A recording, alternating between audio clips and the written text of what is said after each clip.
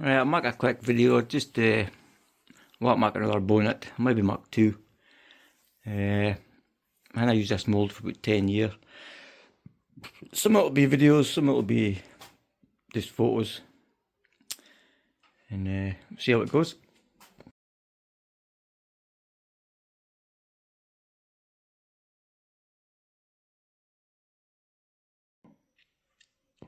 First you need to do is either wax your mould or use release agent.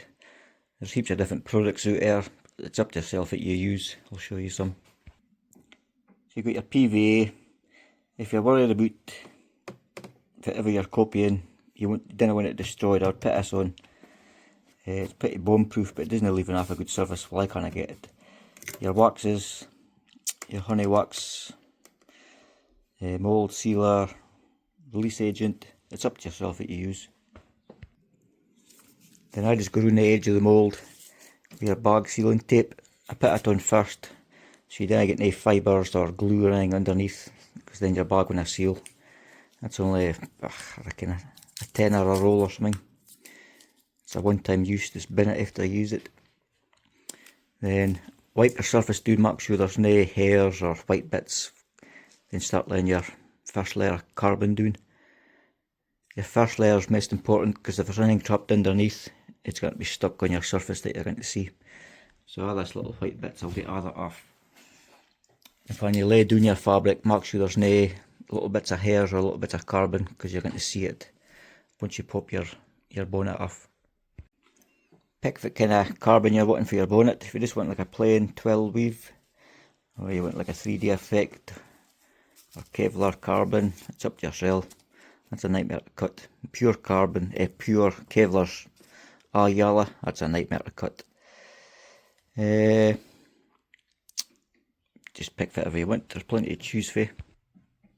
Just get your materials ready that you're going to be using, so you're not wrecking about for stuff. Make sure you've got enough, because a few times I've made bits and run out, and you have to go in order, and you're 2 or 3 days till it comes. You buy it per metre, depends where you get it for. It costs for like £30 to £50–60 a square metre. This bonnet's like almost a metre and a half. You probably use 4 layers, maybe for the bonnet catches will go, maybe put 5 or 6 layers on there, or the corners, but usually 3–4 layers I usually put on. Your wax is nothing, you just need to find if it works for you. Like that's a wing and a door. First door I made, it's stuck to the mould. So just see if it works. And you see it, you see a little texture that basically stuck to the mould, and that's stuck to the mould. It just, the edges, it was not clean, it was cracked and everything. So I would trial fit your whatever you're using, wax or release agent, and make sure it's going to work. If it's a brand new mould, I would mark a fiberglass panel out your mould first, because after that, then you wax it again, you've more chance of your part coming out. Right, that's the first layer down. I think I fucked it up a bit. It was about 10 years ago I made my first bonnet, and I think I did the vent first, but this time I did the sides first. I was trying to cut down the sides and I made a arse of it. So I'll see if it like once I pop it out, but I should have did the vent first, then cut down, then did the main bit second. But basically that's the first layer down.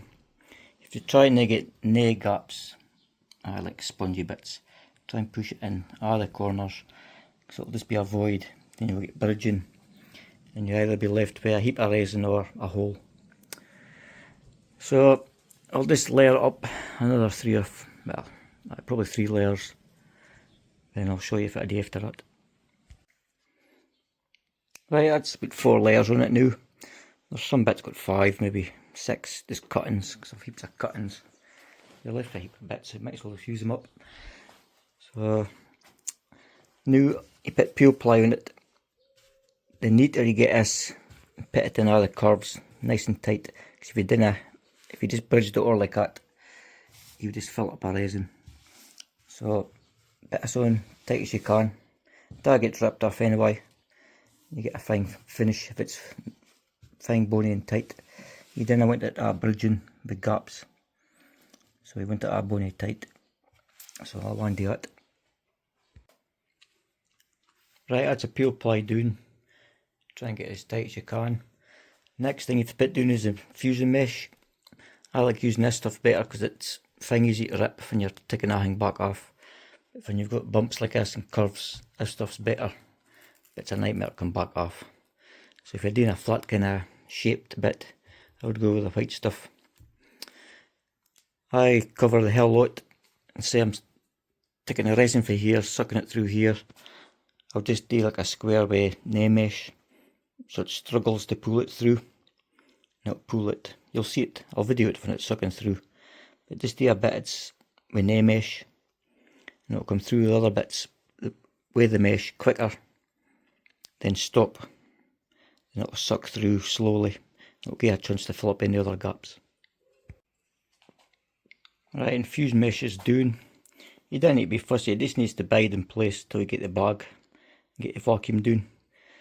So don't try and make it too tight, because the bag will suck down. And your entry points and your exit points, I double it up. And you get all different kinds of, you get metalines, rubberines. But a lot of times you have to just bin them anyway, so I wouldn't bother getting D-rings. You get spiral tube. So you would put it in there, and you put your feed and your exit tube in there. So resin would go in, through and back out another ring. I'll set it up and you'll see. Right, that's the tube on. This would be the outlet. As long as they're across each other, thinking about it, I should have just put the outlet there and the inlet there. So it's spread across, came across the panel and back out here, but doesn't matter. It'll work either or. Then the next thing will be pleats for the bag. If you just put the bag on just now, it'd basically just be tight, like a bed sheet, no fucking ease. So I'll put a pleat here, there's a groove down there, put a pleat there. With a scoop there's a groove, so I'll put a pleat. Up here's a curve, I'll put a pleat there, pleat there, 1, 2, 3. If you didn't, it'll just go tight. When you put the bag on, you want it to move slack, so you can suck the vacuum the bag, place it, put it in all the corners, doing all the grooves, round all your bends, so everything's tight. And you can see when you make a mould, it's a lot better to make a flange, because you see all the stuff you need to put on for this carbon infusion. Because the bonnet really just comes up there, and this is just a flange. But it's a lot easier to stick all your crap onto. A lot of other boys will probably do it otherwise, but that's the wrong way to do it. But this is the way I do it, so it seems to work okay for me. Right, start putting some pleats on. It's getting dark. Must be. I'll put pleats on and that'll do for the night. Right, that's the pleats on for the bag. I think I've got about 14 of them or something. So basically, just for the grooves, there's going to be little steps and everything. You want the bag slack. So I'll put a bag on in the morning, because it's again 11 o'clock at night or something. So I'll put a bag on. I'll show you it in the morning and tuck it fair. The consumables and everything, I can't mind the tapes, but I reckon £10–15 a roll. The knitting, I reckon it's not dear, like £5–10, maybe a metre or something. Tubing, I reckon £5–10 and something like that. Bargain's no dear. But it all gets ripped up and bend anyway. I think with the peel ply upwards it gets bend anyway, so. Right, tuck it for the morning and see if it'll like. Okay, that's me back out. It's about 6 in the morning or something. I was hoping to get this bonnet made for a car show at Castle Fraser this weekend, but if it's just Wednesday. It's not gonna happen, like, so I'll keep on going. I've got new water hose to mark the pulsar. Put the water back in, the boot back on, spoiler back on. Load it up on Friday. Head on Saturday. Right, vacuum bagging. I usually buy bagging. You get bag and you get film. I always seem to run out of size of bag, so it's handy. Start just putting your pleats on, and once you run out, you can cut open your bag and it's like twice the size. Usually if you buy film, you get like in a metre or a metre and a half wide. With all this pleats, you always seem to run out and you never have enough. So I usually buy bagging, start putting it on, start coming across, and you probably run out, slit the bag open, and you've twice the size. So I'll start doing that just now. I'll just lay the bag out, and then I cut it to length yet. I'll start putting it on. And the bagging is just basically a bag. So I'll start at the corner, work my way across. You can buy a bag, it's in metres, buy it whatever, 10 metres, 100 metres long. I always cut it longer than you need, because you always use more than you need. Right, I'll just start putting it on. I'll put it on there, I need to tidy up, I've shite that way. Right, that's the bag on. Friggin' slack to get on all the bumps. It's one of the worst jobs. You can't have no leaks at all in your bag. So if you get little bits of fibre and everything, it'll just leak. So I'll put a vacuum on it, do a vacuum test. If there is a leak, it's a nightmare to find. Bagging's one of the worst jobs, the whole job, like, but looks like a little crease. It'll just leak through here. So I'll get a vacuum pump and do a vacuum test. This is going to be your outlet. You come down, you put it in your catch pot. So it'll be this in here. You just put an oil mixing pot or something in there, so you can take it out. So basically that goes in there. So your fluid will come down here, it'll drip into your pot, and this goes to your pump. Draws a vacuum. This thing's ancient, about 10-year-old, so I'll put some tape or something around there. Something's got little leaks in here, and do the vacuum. That's the vacuum on it now. So it's a thing tight, pump switched off. A thing tight vacuum. I'll leave it at 10 minutes. See if it like, and then mix up some resin and suck it through. Right, this is the resin I use for infusion. It's 100 parts of the resin, 30 parts of the hardener. You get the fast hardener and you get the slow hardener. Fast hardener is fine if you've got a little small bit to do. I would say you've got, once you mix it up, you've got about 10 minutes in your pot. It'll start going off, start smoking, and just go solid and it'll melt your pot. So a big bit. Slow is really slow. I usually do half and half. Then maybe your last tub, just before your part's totally soaked through, I'll do one hardening. It seems to be, once it's in your part, it'll last for hours, but in your pot, it doesn't last long at all.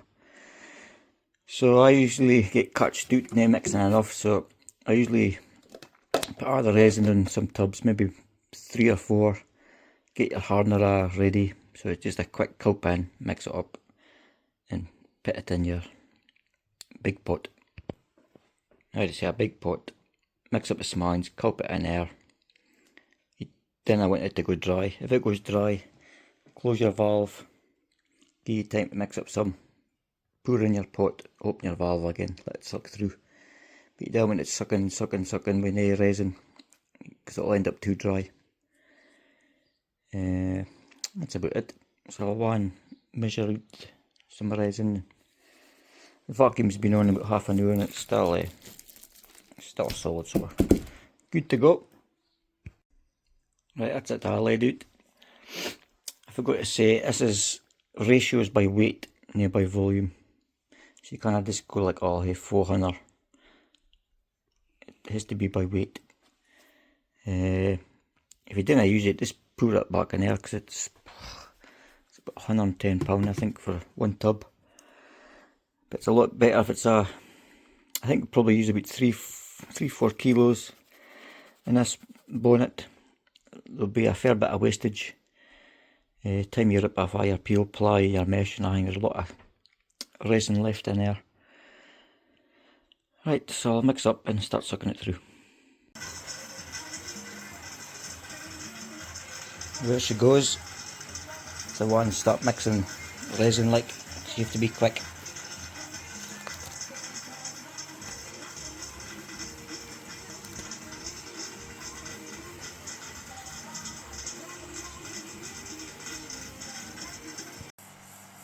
Okay, that's it gone through.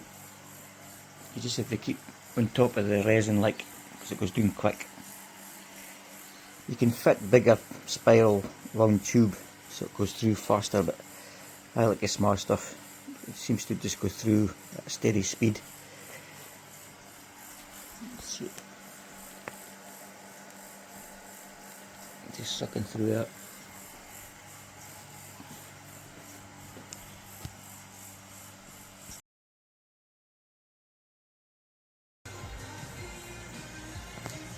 It's heading on like, just coming towards the outlet.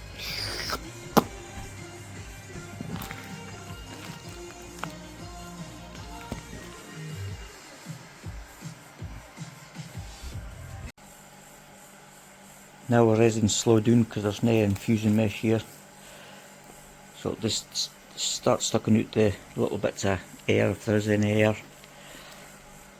And then you'll see the air coming out. Wait till it's a solid liquid and you can have the air's out.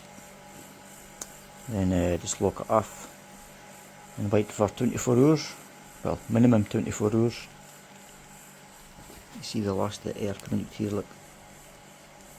That's what you're needing, you need now the air to get sucked out. And when it's solid fluid, you'll see bits of air coming out here. When it's solid fluid coming out, just clamp it off. Right, it's been about an hour, it's been vacuums are pulled through. See, it was getting clear air, clear at the bottom, so I just blanked it off.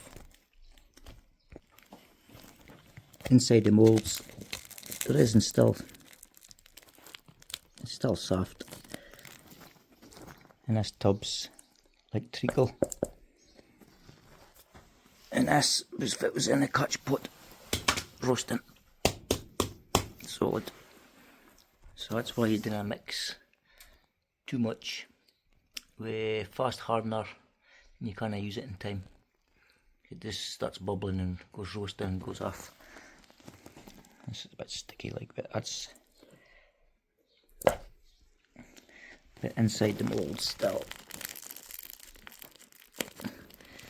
So I'll leave it for 24 hours and peel all this off. Okay, it's the next morning. It seems to be hard. It's inside the tube, so it's solid. So I'll start taking the bag off and start ripping up all this peel ply. I think it's a fair job.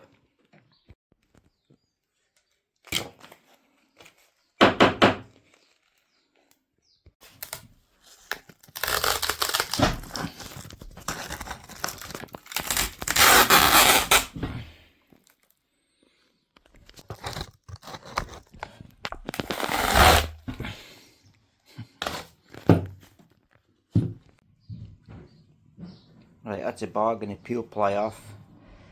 I should have waited another 6 hours or I should have just stopped. You can see the resin's now 100% cured yet. I should have waited another 6 hours or something. As soon as I start taking it off, I should have stopped. I'm my world's worst like for me waiting enough, but that was like a 20 odd hours curing. I made a bit last week that was 30 odd hours, and there was, I'll show you, no white bits in that, just the same pure black. I should have kid, no patience. This will get sanded down for the frame anyway. The frame goes alright round the boot and bits and pieces and everything, but I'll leave this in the mould for another 6 hours, because I don't want to pop it off and it sticks to the mould, and this means the surface needs an awful lot of work and there's no need. But this will still need to get trimmed all the way right round the boot. The edges sanded for bonding, and there's braces going across and braces that way. But if you're pulling your peel ply off and it's all going white, just wait a few more hours or next day or something. Yeah.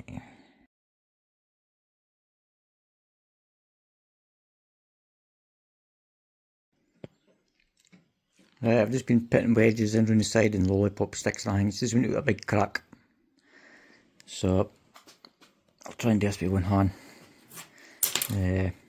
2 seconds to take this lollipop sticks out. Right. Get my fingers in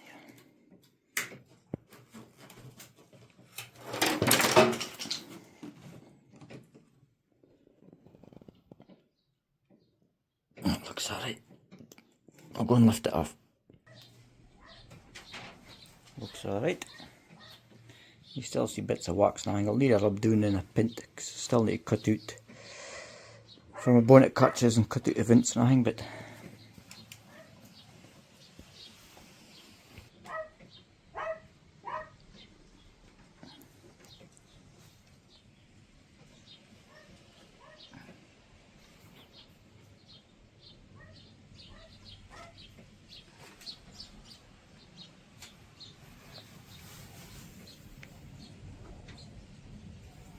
it's just shite stuck to it.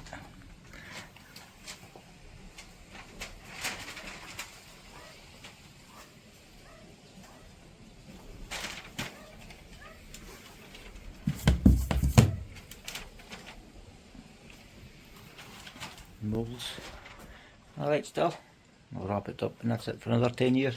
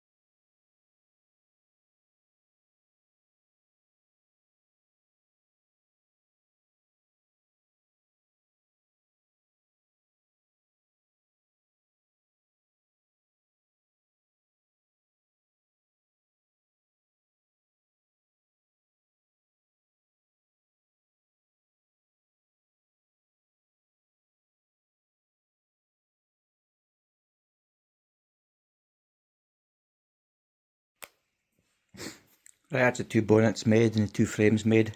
I was hoping to get one of them made for the car show this weekend, but I've still the vents to cut out, trim all round about, cut the frames to the right size, stick them on, bit of bonnet latches on.